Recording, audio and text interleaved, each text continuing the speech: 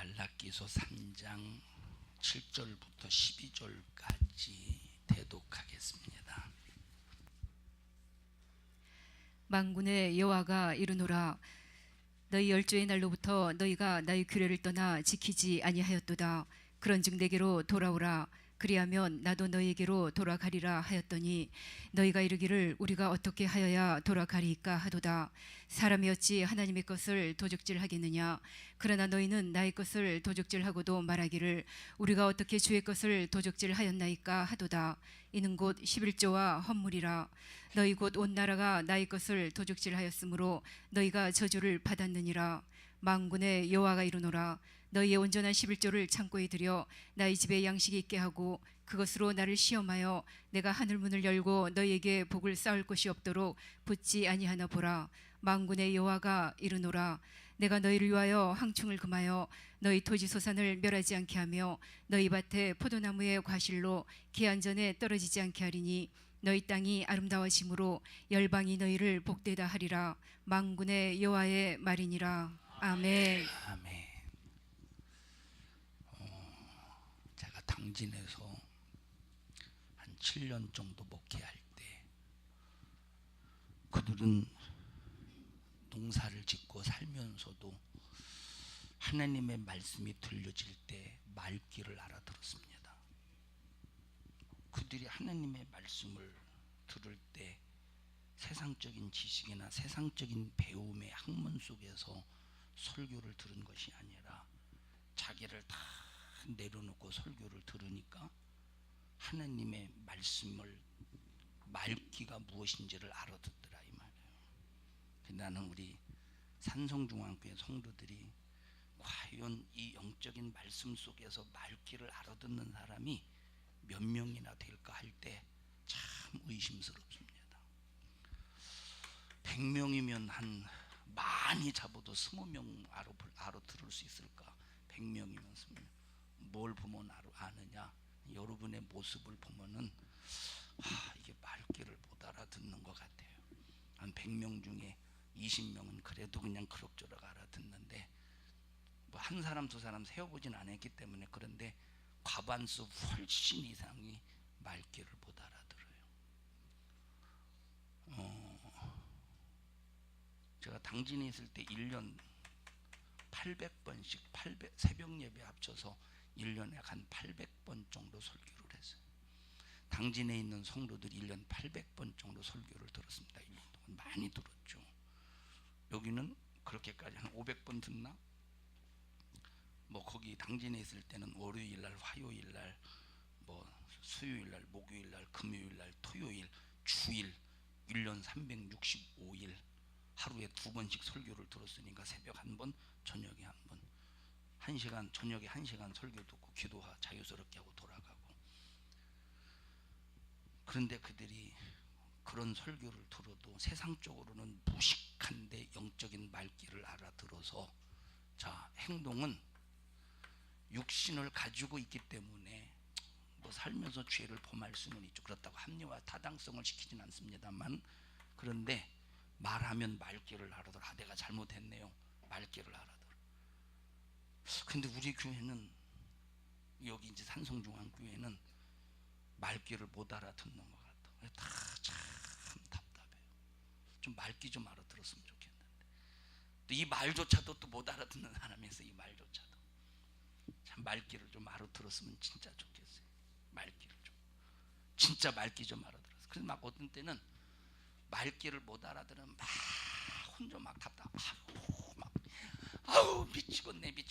사람이랑 무슨 대화를 할 때 말귀를 못 알아들으면 상대방이 막 미치고 아유 관두자 그러지 않겠어요? 그러잖아요. 그죠? 말귀를 못 알아들. 아유 관둬. 아유 너랑 말이 안 통해서 안 되겠다.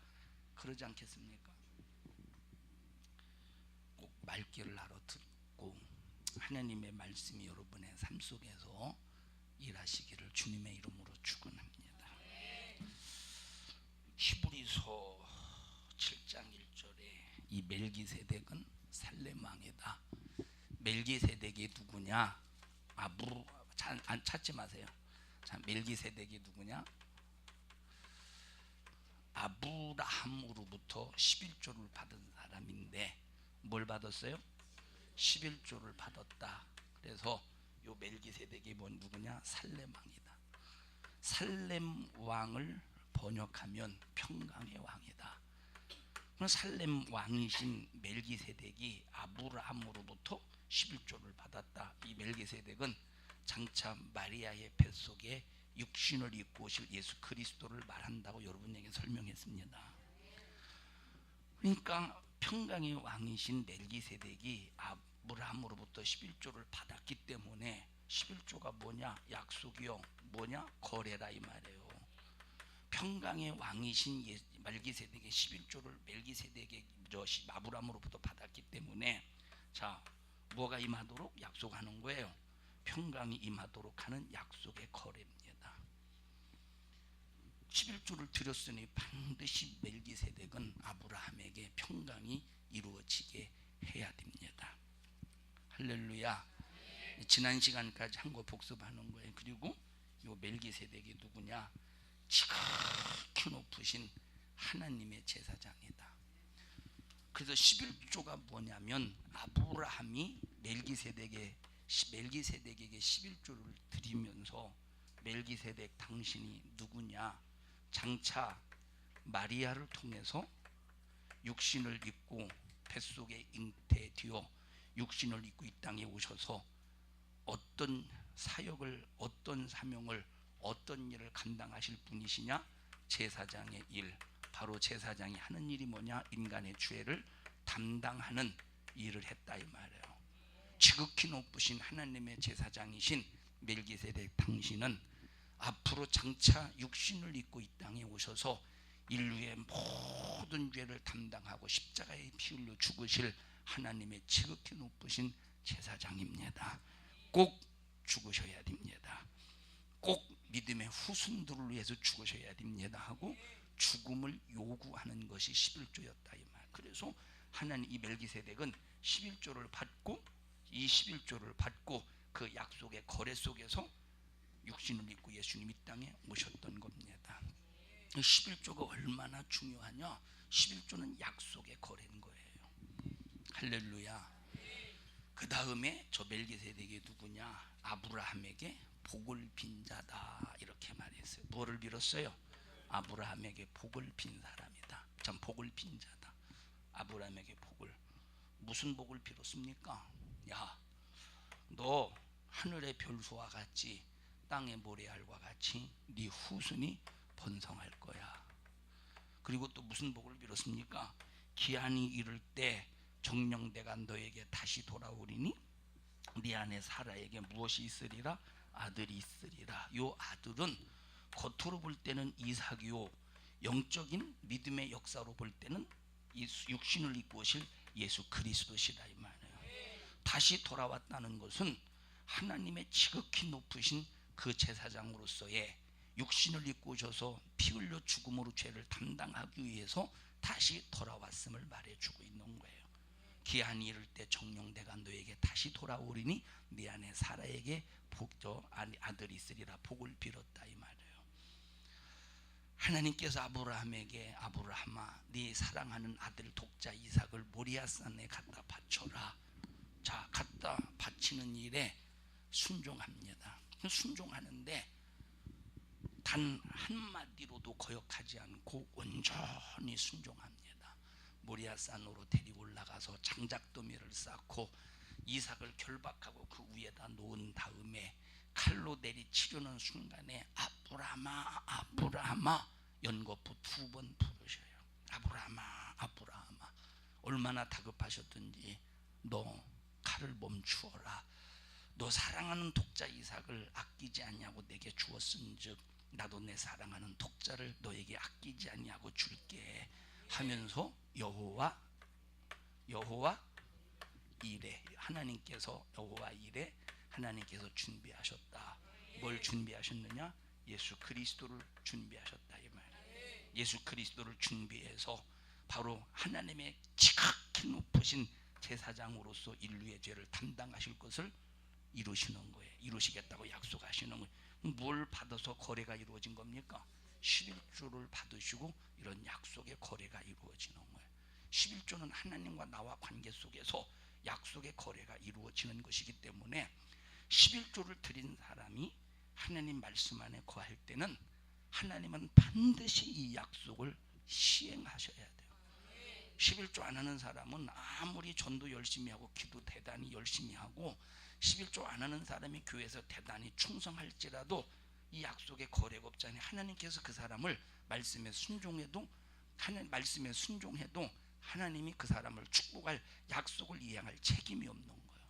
그 약속을 이행해 네가 말씀 안에 거할 때 내가 약속한 그대로 너를 축복해 주겠다라고 하는 약속의 이행을 확실하게 거행하기 위해서 어떤 거래가 있어야 되느냐? 11조를 통한 그 거래가 있어야 된다는. 이 11조를 통해서 이 거래가 이루어지지 않으면 절대 안 되는 겁니다. 할렐루야. 자, 11조를 받으시는 분은 딱 한 분, 그게 누구냐? 지극히 높으신 하나님의 제사장 바로 예수 그리스도만이 11조를 받으시는 분입니다. 만약에 11조를 두 군데서 받는다면 이 제사의 논리, 구속의 논리가 맞지 않아요. 그래서 오직 한 분만 11조를 받으시고 11조를 받으신 그 한 분이 11조를 드린 자를 위해서 책임을 다 하셔야 돼. 약속한 모든 것들을 전부 다 이행하셔야 돼. 그가 바로 죄가 없으신 그런 분이어야 된다 이 말이야. 죄가 없으신 분이어야 된다 이 말이야. 생명 있는 분이어야 돼.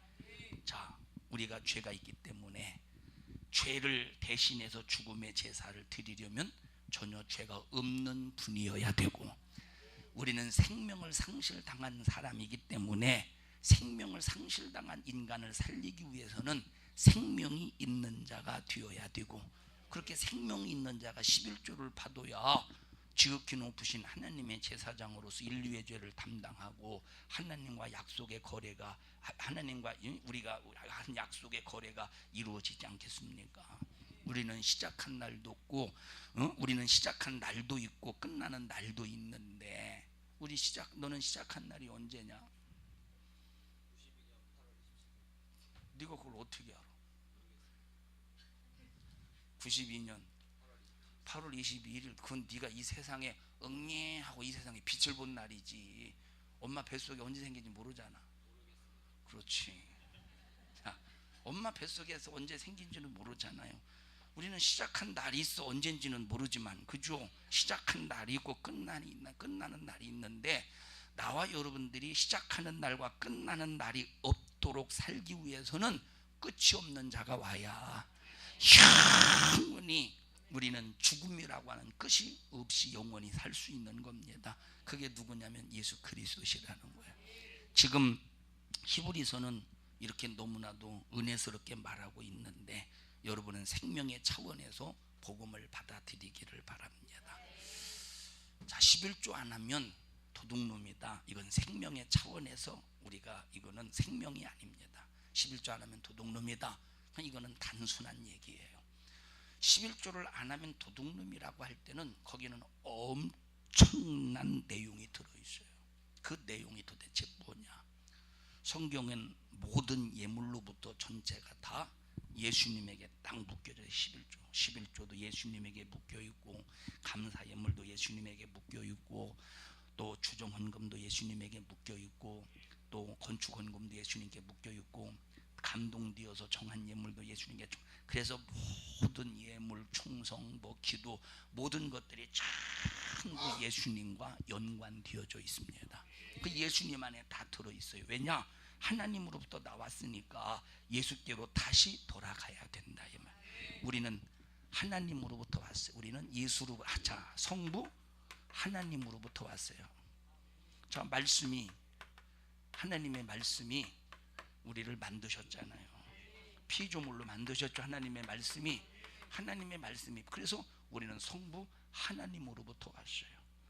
근데 죄로 말미암아 하나님과 단절이 되었어요. 그래서 성자 예수로 말미암아 하나님께로 돌아가야 돼요. 하나님을 거치지 않고는 절대 안 되는데, 예수 그리스도로 하나님께 돌아가고자 하는 이 약속의 거래가 11조를 통해서 이루어진 것이다. 우리가 지난 시간까지 계속 여러분에게 말씀을 드렸다 이 말이에요. 그래서 하나님의 말씀 자체가 뭐냐면 하나님께로부터 나왔으니까 하나님께로 다시 돌아가야 된다는 거예요. 하나님께로 돌아갈 수 있습니까? 우리 인간의 힘으로? 평강의 왕이, 의의 왕이, 살렘 왕이, 지극히 높으신 하나님의 제사장이 시작한 날도 없고 끝나는 날도 없는 시공간을 초월하시는 그 하나님이 하나님께로 돌아가실 수 있도록 하나님과 나와 막힌 죄담을 헐어줘야 된다 이 말. 그런데 어찌해서 하나님께로부터 나온 것이 인간에게로 안 돌아가고 저 하나님께로 안 돌아가고, 어째서 하나님께로 돌아가야 될 우리 인간에게로 돌아가고 사유에게로 돌아가고 왜 현실로 돌아갑니까? 오늘 2부 예배 때 여러분에게 설교했습니다. 2부 예배 때 여러분 복음 때문에 사람과 불화할 수 있느냐고 물어봤어요. 복음 때문에 사람과 불목할 수 있느냐고 물어봤습니다. 여기 복음 때문에 사람과 불화하고 불목할 수 있는 사람이 얼마나 되겠어요? 과연 얼마나 되겠느냐니까. 복음 때문에 저 사람과 팍 끊어야 된다면, 가족과의 관계라도 팍 끊어야 된다면 그렇게 끊을 수 있는 사람이 얼마나, 전부 다 인정에 매이고 감정에 얽매여서 너무하네 그러지 얼마나 되겠냐니까. 그러니까 하나님께로 돌아가려면 하나님께로 돌아가는 일에 가로막는 모든 것들을 초월하고 극복해야 되는데, 그렇게 초월하고 극복하는 사람들이 얼마나 되겠느냐니까. 거의가 다 하나님께로 돌아가야 될 인간이 장애물, 인정애정, 감정에 이끌려서 인간에게로 돌아가고 사이에게로 돌아가고 현실로 돌아가지. 11조는 하나님께로 돌아가고자 하는 고백입니다. 하나님께로 돌아가고자 하는 고백. 그래서 말라기에서 뭐라고 말했습니까? 너희들 빨리 내게로 돌아오라. 아니 하나님, 우리가 언제 하나님을 떠났다고 그래서 그러십니까? 우리가 언제 하나님을 떠났다고 돌아오라고 하십니까? 니들 나를 떠났어. 언제요? 니들 11조와 헌물을 구별해서 드리지 못한 그것이 뭔지 아냐? 나를 떠난 거예요. 빨리 내게로 돌아와. 이 말은 11조와 헌물을 하나님 앞에 드리는 이것이 하나님께로 돌아오는 행진이라는 거예요. 그런데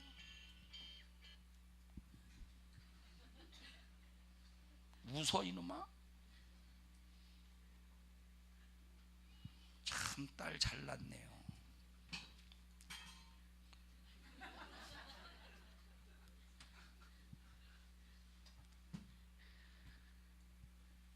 여러분, 그래서 11조가 이렇게 예수에게로 돌아가고 예수님 안에서만 찾을 수 있는 불변의 복음입니다. 여러분, 11조에 대한 영적인 의미는 엄청난 깊은 의미가 있는데, 여러분 모두는 11조 막혀서 하나님께로 돌아가지 못하는 그런 불상사고 없기를 바랍니다. 여러분, 11조 안에도 천국 갈 줄 알잖아요. 사람들이 예수 믿었으니까 구원 받았기 때문에 천국 가지 않겠느냐 그러잖아요. 우리 옆 사람도 좀 꼭 잡으시고, 천천만만의 말씀입니다. 옆 사람에게 아주 천부당 만부당한 말입니다. 천부당, 하나님께로 돌아가는 행진이 11조라니까. 인간은 다 구원받아야 되고 다 하나님의 은혜를 입어야 됩니다. 그래서 11조는 지위 고하를 막론하고 남녀노유를 막론하고 많이 벌고 적게 벌고를 막론하고 빈부를 막론하고 다 자기 소득의 11조만 가지고 나오기만 하면 그 가지고 나온 11조에 대해서 하나님은 크다 작다 말하지 아니하고 확실한 증거를 갖는다. 여러분, 어린 자녀들을 위해서 11조를 얼마나 정확하게 띄워줍니까? 어린 자녀들을 위해서. 어린 자녀들에게 용돈을 주면서 쓸 수 있는 생활비를 주면서 너 11조 얼마니까 11조 때. 여러분, 그렇게 어린 자녀들에게 이 정확하게 11조를 생활비를 주고, 애들은 생활비가 아니죠. 용돈을 주고, 그리고 예를 들어서 무엇인가 옷을 사주고 필요한 학용품을 사줄 때 이건 네 수입이다. 네 수입에서 얼마짜리니까 너 11조를 드려야 돼 하면서 자식에게 정확하게 11조를 구분해서 하나님 앞에 드리도록 교육하는 믿음의 부모가 얼마나 되겠어요. 그런 부모가 얼마나 되겠어요. 그렇게 할 때 내 자식도 하나님과 예수 그리스도와 내 자식과 관계 속에서 하나님과 끊을 수 없는, 예수와 끊을 수 없는 약속의 관계를 이루어 주는 건데, 부모의 교육을 통해서 그런 부모가 얼마나 되겠느냐 이 말이에요. 그런 부모가 얼마나 되겠냐니까. 그래서 11조는 지위, 고한, 남녀노소, 여러분 이 어떤 빈부 귀천에 상관없이 하나님 앞에 딱딱 구별해서 드릴 때 10원을 드리든 100원을 드리든 100만 원을 드리든 1000만 원을 드리든 하나님은 크다 작다 말씀하지 아니하시고 그대로 받으시는 거예요. 자, 감사 예물은 안 그래. 감사 예물은 가정한 예물도 있고 큰 예물도 있고 적은 예물도 있고 과부의 두렙돈과 같이 하나님이 받으시는 예물도 있어요. 그런데 11조는 하나님이 다 받으셔야 돼. 왜? 그건 약속의 거래고 약속 속에서 이루어지는 거래이기 때문에 11조만큼은 어떤 예물이든지 진실한 예물이에요. 자, 100원에 11조가 12조 10원이잖아. 이건 진실한 거예요. 이거는 제가 당진에서 목회할 때 어떤 분이 참 돈을 잘 벌었어요. 돈도 많았어요. 뭐 여러 가지 이제 땅 거래하면서 돈을 많이 벌었어. 그래서 이분이 11조 할 때는 참 많이 낸 것 같아요. 11조 할 때는 많이 낸 것 같아. 그러다가 망해버렸어. 하는 일이 재산도 막 날리고. 그런데 이 11조 자기 자신이 막 돈 많이 벌고 그럴 때 우리 어머니 아버지에게 뭐라고 말했느냐. 우리는 어머니 아버지가 농사를 지니까 많이 11조 해봤자 거기 농사 짓는 것을 몇 푼 되겠어요. 몇 푼 되겠습니까? 근데 뭐라고 말하느냐. 아이고 11조도 그렇게 조금 내서 말이야. 11조도 그렇게 조금 내서 그게 뭐예요 그게? 11조 조금 내니까 마치 그것이 하나님 앞에 저주받은 것으로 막 그렇게 얘기를. 자기는 11조를 많이 하기 때문에 하나님 앞에 나는 축복받았다는 거야.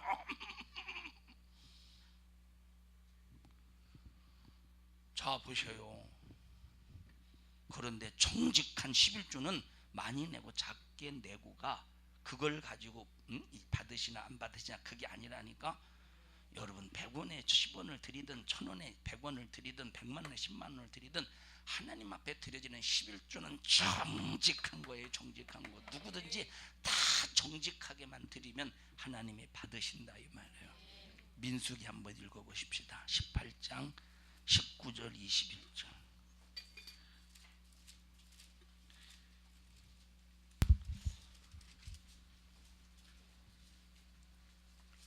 이스라엘 자손이 여호와께 거제로 드리는 모든 성물은 내가 영영한 음식으로 너와 네 자녀에게 주노니 이는 여호와 앞에 너와 네 후손에게 변하지 않는 소금 언약이니라.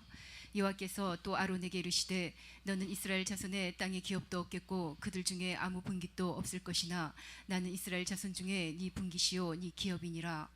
내가 이스라엘의 11조를 레위 자손에게 읽으세요. 기업으로 다 주어서 그들의 하는 일 곧 회막에서 하는 일을 감나니. 자, 11조라고 하는 것은 이렇게 레위 족속에게 준 기업입니다. 자, 다 같이 11조 누구에게 준 기업이에요? 레위 족속에게 준 기업이요. 그러면 레위 족속에게 준 기업이라고 말할 때 왜 레위 족속에게 11조를 줬느냐 하는 것은 레위 족속은 땅의 분할을 받았습니까? 안 받았습니까? 12지파 중에서 땅의 분할을 받지 않았어요. 왜 그러느냐? 레위 족속은 오직 하는 일, 다른 일을 하면 안 돼. 먹고 살기 위해서 엿새 동안 밖에 나가서 힘써서 일하면 안 되고, 레위 족속이 하는 일은 반드시 하나님의 일만 해야 돼. 성막에서 하나님을 섬기는 일만 해야 된다 이 말이야. 하나님과 만남의 거래를 이루는 일만 해야 돼. 일만 해야 돼. 그러니까 이 11조를 가지고 레위인들이 생활을 하면서 성막을 관리하는 거예요. 뭘 관리하는 거예요? 하나님의 일을 하면서 성막을 관리해 나가는 거예요. 그래서 레위 족속에게 이 11조는 레위 족속에게 준 기업인데 이 기업이 무슨 일이냐? 하나님을 섬기는 기업입니다. 성막에서 하나님을 섬기는 기업이요. 다 같이 11조는 하나님을 섬기는 기업이다. 여러분들이 드리는 11조가 뭐냐? 하나님을 섬기는 기업이라 이 말. 하나님을 섬기는 일에 사용되는 것이 11조인 겁니다. 내가 11조를 드리는 내가 드리는 11조는 하나님을 섬기는 기업이다. 시작. 내가 드리는 11조는 하나님을 섬기는 기업이다. 다시 시작. 내가 드리는 11조는 하나님을 섬기는 기업이다. 그래서 교회의 모든 운영이 11조로 된다고 할 때 교회 운영 자체가 하나님을 섬기는 것이니 이것이 바로 자기의 기업이 되는 겁니다. 그러니까 이 11조라고 하는 것은 너무 귀한 거예요. 최고의 성물입니다. 11조는 최고의 성물. 왜 성물이냐? 예수님의 죽음과 맞바꾸는 것이 11조예요. 예수님이 날 위해 피 흘려 죽으신 십자가의 피의 공로에 엄청난 약속이 그리고 2000년 전에 이루어진 현실이 내 것임을 고백합니다 하면서 구별해서 드리는 게 11조이기 때문에 벌써 이 11조라고 하는 것은 예수님의 죽음과 맞바꾸는 거예요. 하나님의 아들의 죽음과 맞바꾸는 최고의 성물. 여러분, 최고의 성물이 뭡니까? 예수밖에 더 있겠습니까? 최고의 성물은 예수입니다. 세상은 더러운 것이고 세상은 부정한 것이고 벌써 마귀에게 넘어갔기 때문에 세상의 것은 전부 다 마귀에게 짓밟힌 거예요. 전부 다 세상에. 그러나 예수님만이 세상의 임금과 상관이 없는 거룩한 성물이라 이 말이에요. 그러니까 11조는 거룩한 성물이라는 겁니다. 근데 거룩한 성물을 자기 임의로 손댑니까? 거룩한 성물을 자기 임의로 여러분 자기 임의로 손대고 제가 여기 강단에 있는 걸 여러분들이 임의로 갖다 쓰지 말라고 하는 이유가 뭔지 아십니까? 여러분, 여기 나를 높이려고 하는 게 절대 아니에요. 성도들이 보니까 그냥 강단의 것이든 무엇이든 그냥 자기의 유익된 대로 함부로 막 갖다 씁니다. 여러분, 그것은 여러분들이 정신적인 구조를 바꿔야 돼요. 구별할 것은 구별해야 돼. 구별할 것은 그렇다고 이런 물건들이 거룩하다는 게 아니. 이런 물건 이게 물건이 뭐가 거룩하면 이건 물건이 거룩한 거 아니지. 그러나 내 마음 속에는 구별할 것은 구별해서 써야 된다. 강단의 것은 강단에서 써야 돼. 이탈되면 안 돼. 그렇다고 그게 크게 내게 어떤 이렇게 저주받고 그런 건 아니지만 그러나 이런 마인드, 이런 정신이 있어야 된다 이 말이에요. 이런 마인드, 이런 정신이 있어야 된다 이 말이에요. 11조는 거룩한 성물인데 온전한 성물은 예수 그리스도밖에 없기 때문에 최고의 성물은 뭐다? 11조. 그래서 11조는 함부로 쓰여지면 안 돼. 거룩한 최고의 성물은 11조이기 때문에 여러분 11조는 함부로 쓰여지면 안 된다 이 말이에요. 진짜 거룩한 곳에 써야져야 되고 진짜 교회 운영에 써져야 되고 진짜 영혼 관리하는 데 써져야 되고. 그래서 보세요. 그래서 예를 들어서 여름 성경 학교 예를 들어서 이제 여름 성경 학교 합니다. 여름 성경 학교를 해요. 자, 첫째 날부터 둘째 날 이틀밖에 없구나 참. 마지막 날에 이제 날이 더우니까 다 여름 성경 학교가 끝나고 어디 이제 물놀이를 가잖아요. 그죠? 어디 거기로 가기로 했어요. 거기가 어딘데요? 오마이갓 오마이랜드 거기로 가기로 했어요. 자, 이거는 복음이에요, 아니에요? 물놀이 가는 건 복음이 아니에요. 물놀이 가는 건 복음이 아니잖아요. 그러면 이 물놀이 가는 이 돈을 교회 재정에 지출할 수 있겠습니까? 안 되는 거예요. 이런 부분에서 철저하게 구분해 줄 수 있어야 된다니까. 자, 물놀이 가는 걸 교회 재정에서 애들 신나게 노는 거예요. 애들 놀아요. 수영도 하고. 그건 복음이 아니잖아. 이해하세요? 그러니까 이런 거는 재정에서 탈 수가 없는. 그래서 예산을 짤 때도 벌써 복음적인 것과 복음적이 아닌 것을 딱 구분해서 복음적인 것은 교회 재정에서 탈지라도 복음적이지 않은 것은 찬조를 받더니 교사가 걷어서 해야 된다 이 말이에요. 그래서 제가 한 사람당 얼마냐 입장료가 출연료라고 출연료가 입장료죠? 입장료가 얼마냐? 5,000원이래. 몇 명이 가느냐? 40명? 40명 정도 되겠죠. 40명. 그래서 그러면 딱 나오잖아. 4, 5, 20만 원. 그래서 이건 내가 주었어요. 그래서 내가 그 자리가 좀 이따 갔다 그때 20만 원 제가 줬어요. 이건 재정에서 지출될 게 아니라니까. 이런 거 재정에서 지출될 게 아니고는 나 돈 좀 많이 줘요. 이런 거 돈 많이 나가야 돼요. 에? 아무도 아멘 안 해. 주지 말아요 그럼. 에라이. 자, 또 중고등부 수련회 첫째 날, 중고청 둘째 날, 셋째 날 돌아오면서 그거 하기 저기 들리기로 했죠. 돌아오면서 자 그거 복음이 아니요. 뭐 어디 가서 뭐더라 그 뭐라고 적어보고 놀이동산? 애들도 아닌데 놀이동산을. 자 그거를 이제 갔다 오면서 이제 거기 이제 그때 복음이 아니에요. 복음이 아니에요. 그래서 이거는 교사들이 돈을 걷든지 찬조해서 가든지 철저하게 구분해야 돼. 그래서 성물은 진짜 성물답게 써야 되는 거예요. 교사들이 수고했다고 식사를 합니다. 교회 재정에서 지출해요 안 해요? 우리 교회 안 하지. 하나님이 너를 써준 것이 감사해서 네가 돈 내서 섬기지. 그런 마인드, 그런 정신을 가져야 되는 거예요. 아 내가 내는 헌금인데 우리가 마음대로 쓰면 어떠냐고. 이런 하나님 앞에 참 용서받지 못할 이런 잘못된 생각. 여러분이 1,000만 원을 드리든 10억을 드리든 100억을 드리든 하나님 앞에 딱 감동되어 드린 것은 절대로 10원 한 푼도 내 힘으로 쓸 수 없는 것이고 회의에서 결정해서 되는 게 절대 아니라 이 말. 꼭 어디에 써야 되느냐? 거룩한 곳에. 왜? 성물이기 때문에 거룩한 곳에 쓰여져야 되는 거예요. 이런 정신이 없으면 하나님이 우리 귀에 물질의 복을 절대 주지 않습니다. 그래서 우리가 하나님과 관계 속에서 이런 물질적인 성물에 관한 개념만 딱 가지면 하나님이 감동하신 어떤 큰 일도 돈이 아무리 많이 들어가도 걱정하지 않는 거예요. 일을 저질러도 아무 상관없어요. 돈 많이 들어간 일을 저질러도 아무 상관없어요. 여러분 건축하는 일에 돈 많이 들어간다고 걱정하지 마셔요. 걱정할 필요가 없는 거예요. 왜?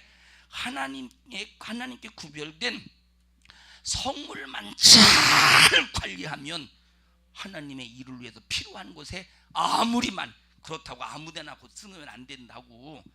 교사들 뭐 찬양 때원들 뭐 이렇게 식사하는데 먹으라고 그런 거 쓰면 안 된다 이 말이에요.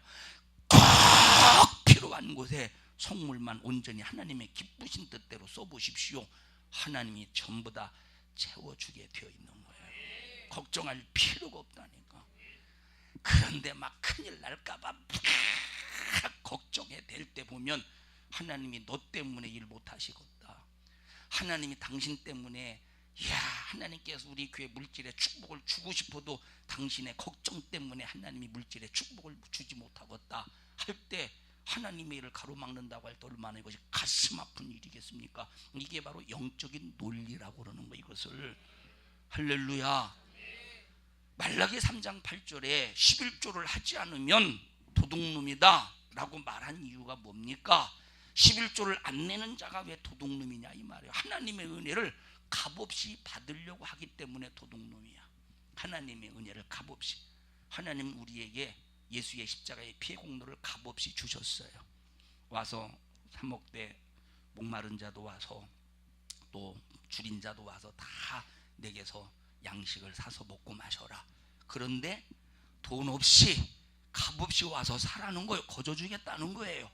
하나님이 내게 주실 때는 값없이 주셨어. 그래서 나는 값없이 그냥 받을 수 있는 자격을 갖추었다 이 말이에요. 그런데 하나님이 내게 거저 주었다고 값없이 받으면 안 돼. 값없이 주셨다고 해서 그 값이 절대 헐값이 아니라 이 말이에요. 우리에게 사랑을 이루시기까지는 하나님의 아들이라고 하는 엄청난 크신 목숨이 투자가 되었습니다. 구원은 내 죄가 얼마나 크고 주님의 목숨의 값이 얼마나 큰가를 알고 나의 큰 죄와 큰 주님의 목숨을 맞박 맞바꿀 때 이루어지는 거예요. 내 큰 죄 그리고 주님의 크신 은혜를 맞바꿀 때 구원이 이루어지는 거예요. 그러면 거저 받았다니까 주여 감사합니다. 그저 그냥 배고플 때 굶어 죽어갈 그 수준의 이제 먹을 것 한 된장찌개 하나 얻어먹는 그런 수준이 아니라니까. 내가 내 죄 때문에 절망을 느껴본 사람, 내 죄 때문에 절망을 느껴본 사람, 여러분 죄 때문에 절망을 느껴봤습니까? 죄 때문에 절망을 느껴본 자가 드디어 주님의 크신 목숨의 값을 요구할 수 있고 그 값을 소유할 수 있는 거예요. 죄에 대해서 절망을 느껴보지도 못하고 주님이 나의 죄를 용서해 주셨습니다 감사합니다. 그 사람에게 무슨 구원의 역사가 있겠어요? 죄 때문에 절망을 박당해서 어찌할꼬 큰일 났네, 이 죄를 어찌할꼬 하면서 이 죄 때문에 가슴을 쳐본 사람이 드디어 예수님의 크신 목숨의 값을 소유할 수 있는 자격이 갖춰지는 거지. 그 사람이 주님의 목숨과 내 큰 죄를 맞바꿀 수 있는 자격을 갖춘 사람이라 이 말이에요. 아무나 주님 사랑합니까? 주님이 나를 사랑하신 분량을 아는 만큼 사랑할 수 있는데 주님이 나를 얼마나 사랑하시느냐라고 할 때 자기가 얼마나 큰 죄인인가를 깨닫는 만큼 주님의 크신 사랑도 깨달을 수 있는 거예요. 근데 죄를 얼마나 인정합니까? 우리가 하나님 앞에, 우리가 죄를 하나님 앞에 얼마나 인정해요? 전부 다 내가 잘났는데, 전부 다 내가 옳은데, 전부 다 내가 위대한데, 전부 다 내 말이 맞는데, 내가 옳은데 무슨 여러분이요 주님을 주님의 크신 분량을, 그 사랑의 크신 분량을 내 몫으로 삼을 수 있겠느냐 이 말이에요. 자기 자신의 죄의 크기의 분량을 깨닫지 못하는 사람은 주님 사랑의 분량도 미안한 말이지만 소유할 수가 없어요. 그래서 성막에 와서 나는 죄인입니다. 아이쿠 나는 죄인입니다. 아이쿠 이거 막 이 죄 앞에서 아이쿠 이 목소리가 큰 사람만 주님의 크신 사랑의 분량을 내 몫으로 소유할 수 있지. 그저 그냥 국어책 읽듯이 주여 우리는 죄인입니다, 용서하여 주시옵소서, 용서하신 줄로 믿사옵나이다. 아무런 내 마음의 감정의 동요도 없이 그냥 어떤 문장을 외워서 문장적인 말을 했다고 해서 하나님의 이 죄의 크신 은혜를 내가 소유하는 게 아니라 막 이 속에서 몽둥이질을 해야 된다니까. 내 가슴 속에서 막 몽둥이로 막 내 마음을 막 후려 파버리고 두들겨 패버려야 된다 이 말이에요. 나는 이렇게 큰 죄인이라고. 그런 사람만 드디어 크신 주님의 사랑을 소유할 자격, 값없이 은혜를 받을 수 있는데, 그런데 자기 죄를 느끼냐 이 말이에요. 보세요, 암병 걸린 사람 있어. 그냥 암병이 아니라 너무 고통스러워. 너무 고통스러워. 크죠 이 암병의 고통이. 나는 보지는 않았지만 이제 병들어 이 암병으로 고통당해 죽어가는 사람의 그 병실을 보면 이 벽이 전부 다 핏자국으로 되어 있다는 거예요. 왜 핏자국? 이 육체의 고통이 너무 고통스러우니까 이 고통을 분산시키기 위해서 벽을 긁어대는데 손톱이 뒤집어 까지면서 피가 벽에 흥건히 막 적셔졌다는 거예요. 이 고통을 분산. 너무 고통스러우니까 너무 고통스러우니까 그냥 설교를 들으시게 내가 찾으라고 할 때 그때 자꾸 부지럭거리지 말고요. 주성아 왜 그런데요 한마디 좀 해줘봐. 도대체 왜 그러냐고, 뭐 때문에 그러냐. 암병 너무 고통스러워.